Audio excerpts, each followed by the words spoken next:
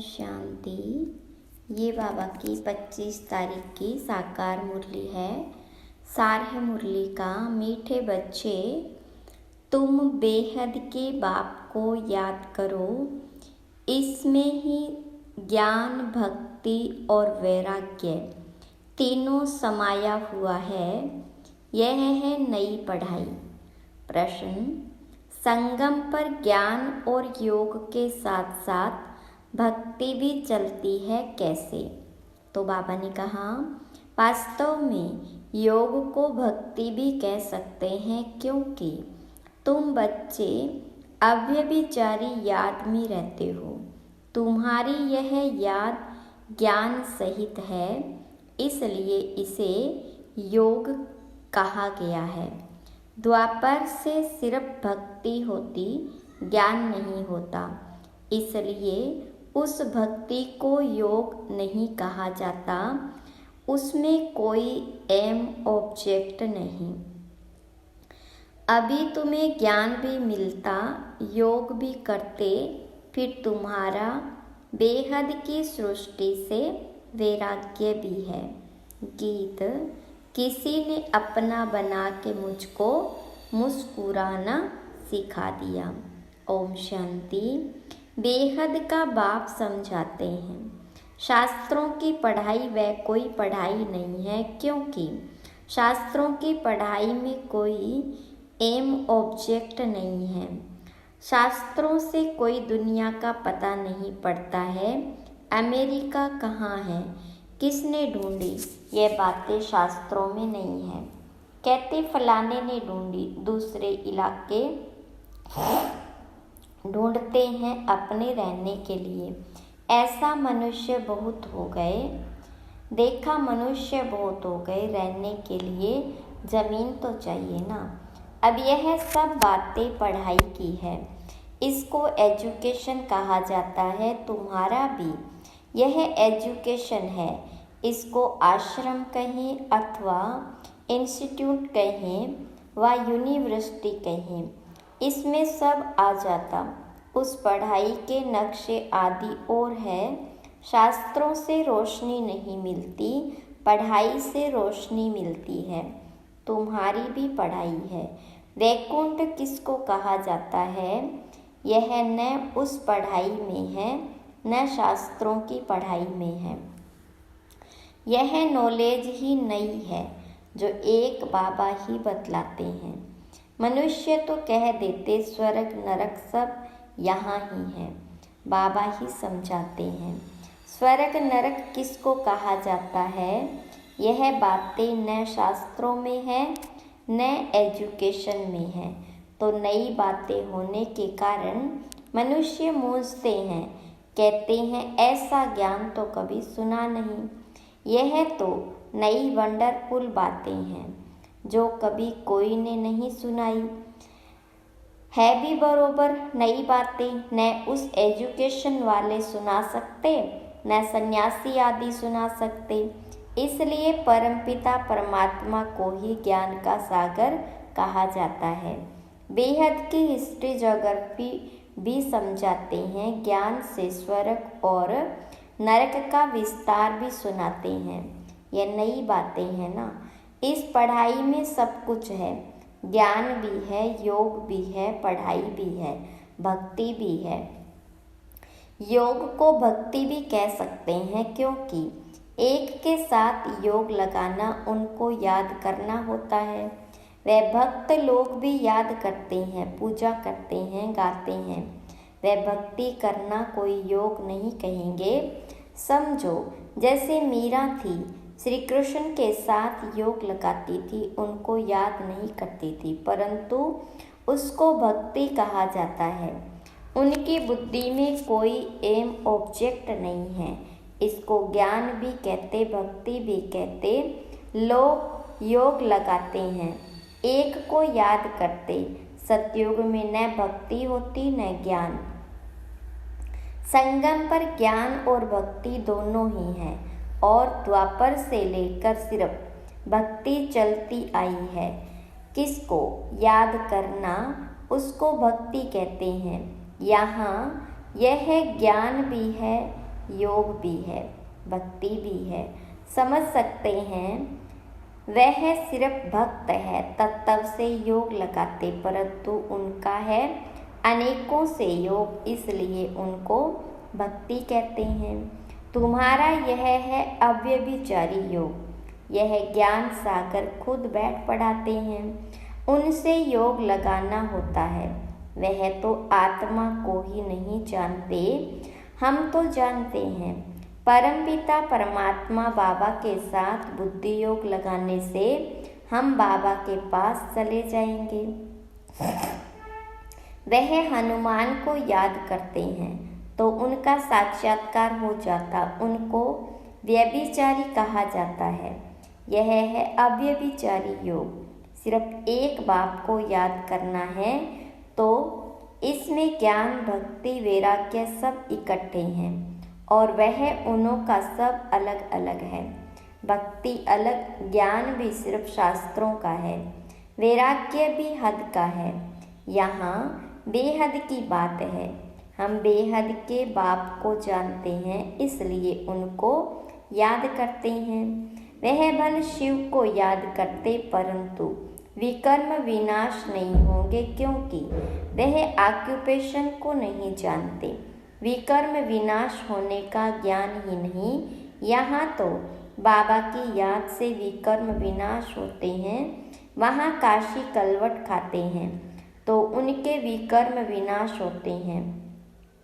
भोगना भोगनी पड़ती है, परंतु ऐसे नहीं कि तुम्हारे मुआफिक आहिस्ते आहिस्ते कर्मातीत बनते नहीं।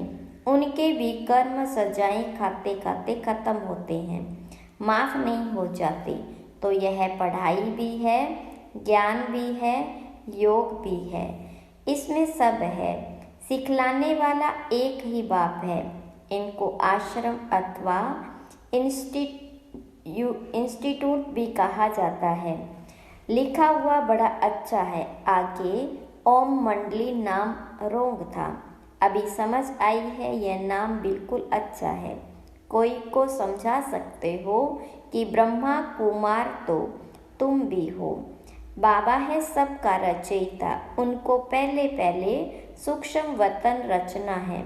ब्रह्मा विष्णु शंकर है सूक्ष्म वतनवासी। नई सृष्टि रचते हैं तो जरूर प्रजापिता ब्रह्मा चाहिए। सूक्ष्म वतन वाला तो यहाँ आ न सके, वह है संपूर्ण अव्यक्त। यहाँ तो साकार ब्रह्मा चाहिए ना, वह कहाँ से आए? मनुष्य इन बातों को समझ न सके। चित्र तो है ना, ब्रह्मा से ब्राह्मण पैदा हुए, परंतु ब्रह्मा आए कहाँ से? फिर एडॉप्शन होती है। जैसे कोई राजा को बच्चा नहीं होता तो एडॉप्ट करते हैं, बाबा भी इनको एडॉप्ट करते हैं, फिर नाम बदल कर रखते हैं। प्रजापिता ब्रह्मा, वह ऊपर वाला तो नीचे आ न सके, नीचे वाले को ऊपर जाना है। वह है अव्यक्त और यह है व्यक्त। तो इस रहस्य को भी अच्छी रीति समझना है, क्योंकि सबका प्रश्न उठता है। कहते हैं दादा को कभी ब्रह्मा, कभी भगवान, कभी श्री कृष्ण कहते हैं। अब इनको भगवान तो कहा नहीं जाता, बाकी ब्रह्मा और श्री कृष्ण को तो कह सकते हैं, क्योंकि श्री कृष्ण सुंदर से शाम बनता है। तो जब रात है तब कहेंगे ब्रह्मा, जब दिन है तब कहेंगे श्री कृष्ण। श्री कृष्ण की आत्मा का अभी यह अंतिम जन्म है और यह श्री कृष्ण है आदि का जन्म। यह क्लियर कर लिखना पड़े। 84 जन्म राधे कृष्ण के व लक्ष्मी नारायण के बताने पड़े। यहाँ फिर उनको एडॉप्ट करते हैं तो ब्रह्मा का दिन और ब्रह्मा की रात हो जाती। वही फिर लक्ष्मी नारायण का दिन और रात, उनकी वंशावली का भी ऐसे हुआ। तुम अब ब्राह्मण कुल के हो, फिर देवता कुल के बनेंगे तो ब्रह्मा कुमार कुमारियों का भी दिन और रात हुआ ना। यह बड़ी समझने की बातें हैं, चित्रों में भी क्लियर है। नीचे तपस्या कर रहे हैं, अंतिम जन्म है। ब्रह्मा आए कहाँ से, किससे पैदा हो? तो ब्रह्मा को एडॉप्ट करते हैं जैसे राजा एडॉप्ट करते हैं। फिर उनको राजकुमार कहते हैं, ट्रांसफ़र कर देते हैं। प्रिंस ऑफ फलाना, पहले तो प्रिंस नहीं था, राजा ने एडॉप्ट किया तो नाम डाला प्रिंस। यह रस्म रिवाज चलती आई है, बच्चों को यह बुद्धि में आना चाहिए। दुनिया नहीं जानती कि बाबा कैसे पुरानी दुनिया का विनाश और नई दुनिया की स्थापना करते हैं।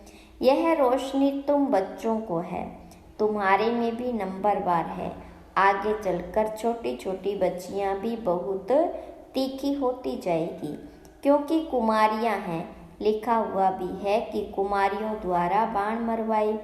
कुमारियों का चमत्कार नंबर 1 में गया। मम्मा भी कुमारी है, सबसे तीखी गई। कहा जाता है डॉक्टर शोज मदर तो नहीं बैठ कोई से बात करेगी। यह माँ तो हो गई गुप्त, यह मम्मा है प्रत्यक्ष। तो तुम शक्तियों अथवा बच्चों का काम है माँ का शो करना।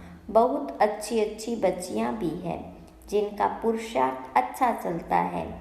कौरव संप्रदाय में भी उन्हों के मुख्य नाम है ना, जो महारथी है। यहाँ भी महारथियों के नाम है। सबसे बड़ा है शिव बाबा, ऊंचते ऊंच भगवान। उनका ऊंचा ठाव है। वास्तव में ठाव यानी रहने का स्थान। तो हम आत्माओं का भी ऊंच है। मनुष्य तो सिर्फ महिमा करते रहते, जानते कुछ भी नहीं। हम आत्माएं भी वहाँ की रहने वाली हैं, परंतु हमको जन्म मरण में आकर पार्ट बजाना है। वह जन्म मरण में नहीं आते, पार्ट उनका भी है, परंतु कैसे, यह भी तुम जानते हो। अभी तुम बच्चे समझते हो यह शिव बाबा का रथ है। अश्व अथवा घोड़ा भी है, बाकी वह घोड़ा गाड़ी नहीं है। यह भी जो भूले हुई है, यह ड्रामा में नूंद है। आधा कल्प हम भी भूल में भटकते भटकते एकदम भटक जाते। अभी रोशनी मिली है तो बहुत खबरदार हो पड़े हैं। जानते हैं यह पुरानी दुनिया खत्म होनी है। हमको नष्टो मोहा बनना है। कमल फूल समान ग्रस्त व्यवहार में रहते नष्टो मोहा बनने का पुरुषार्थ करना है। तोड़ तो सबसे निभाना है, साथ भी रहना है। यह भट्टी भी बनती थी जैसे कल्प पहले बनी थी। अभी तो पहले है ग्रस्त व्यवहार में रह मेहनत करनी है। यहाँ घर बार छोड़ने की बात ही नहीं। हम तो घर में बैठे हैं ना। कितने बच्चे हैं, लौकिक भी थे ना, छोड़ा कुछ भी नहीं। सन्यासी तो जंगल में चले जाते, हम तो शहर में बैठे हैं, तो उनसे तोड़ निभाना है। बाबा की रचना है। बाबा कमाकर बच्चे को वर्षा देते। पहले तो वर्षा देते हैं काम विकार का, फिर उनसे छुड़ाकर निर्विकारी बनाना बाप का ही काम है। ऐसे भी होते हैं। कहाँ बच्चे माँ बाप को ज्ञान देते, कहाँ बाप बच्चों को ज्ञान देते। यह है ही राजयोग, वह हठ योग। आत्मा को नॉलेज मिलती है परमात्मा से। मैं ब्रह्मा यानी राजाओं का राजा था, अब रंक बना हूँ। रंक से राव गाया हुआ है। बच्चे जानते हैं हम जो सूर्यवंशी थे, अभी शूद्रवंशी बने हैं। यह भी समझाना पड़ता है, नरक और स्वर्ग अलग है। मनुष्य यह नहीं जानते। तुम्हारे में भी कितने बच्चे कुछ नहीं जानते, क्योंकि तकदीर में नहीं है तो पुरुषार्थ क्या करेंगे। जिनकी तकदीर में कुछ नहीं है, किनकी तकदीर में सब कुछ है। तकदीर पुरुषार्थ कराती है, तकदीर नहीं है तो पुरुषार्थ क्या करेंगे। एक ही स्कूल है, चलता रहता है। कोई बच्चे आधा में गिर पड़ते, कोई चलते चलते मर पड़ते। जन्म लेना और मरना बहुत होता है। यह नॉलेज कितनी वंडरफुल है। नॉलेज तो बहुत सहज है, बाकी कर्मातीत अवस्था को पाना इसमें ही सारी मेहनत है। जब विकर्म विनाश हो तब तो उड़ सके। ध्यान से ज्ञान श्रेष्ठ है। ध्यान में माया के विघ्न बहुत पड़ते, इसलिए ध्यान से ज्ञान अच्छा है। ऐसे नहीं कि योग से ज्ञान अच्छा। ध्यान के लिए कहा जाता है ध्यान में जाने वाले आज है नहीं। योग में तो कमाई होती है, विकर्म विनाश होते हैं। ध्यान में कोई कमाई नहीं है, योग और ज्ञान में कमाई है। ज्ञान और योग बिगर हेल्दी वेल्दी बन नहीं सकते। फिर यह घूमने फिरने की एक आदत पड़ जाती, यह भी ठीक नहीं। ध्यान नुकसान बहुत करता है। ज्ञान भी है सेकंड का, योग कोई सेकंड का नहीं। जहाँ जीना है वहाँ योग लगाते रहना है। ज्ञान तो सहज है, बाकी एवर हेल्दी निरोगी बनना इसमें मेहनत है। सवेरे उठकर याद में बैठने में भी विघ्न बहुत पड़ते हैं। पॉइंट्स निकालते हैं तो भी बुद्धि कहाँ की कहाँ चली जाती। सबसे जास्ती तूफान तो पहले नंबर वाले को आएगा ना। शिव बाबा को तो नहीं आ सकते। बाबा हमेशा समझाते रहते हैं तूफान तो बहुत आएंगे। जितना याद में रहने की कोशिश करेंगे उतना तूफान बहुत आएंगे। उनसे डरना नहीं है, याद में रहना है, स्थिर होना है। तूफान कोई हिला न सके, यह अंत की अवस्था है, यह है रूहानी रेस। शिव बाबा को याद करते रहो, यह भी समझने की और धारण करने की बातें हैं। धन दान नहीं करेंगे तो धारणा नहीं होगी, पुरुषार्थ करना चाहिए।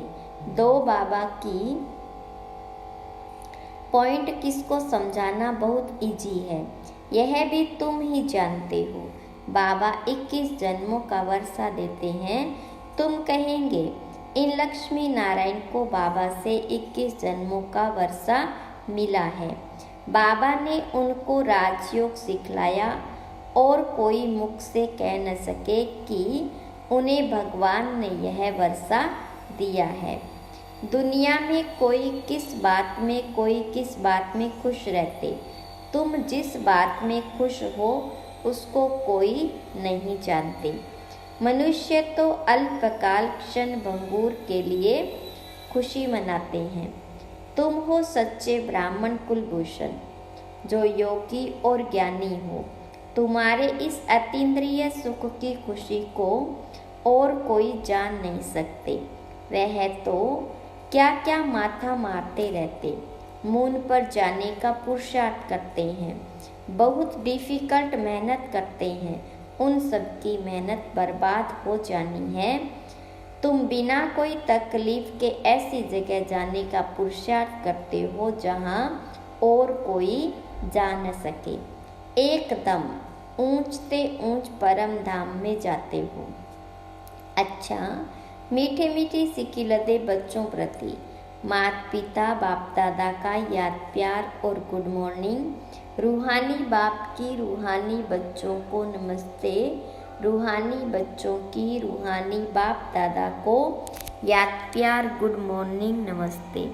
धारणा के लिए मुख्य सार। पहली पॉइंट, ग्रस्त व्यवहार में रहते नष्टो मोहावी बनना है।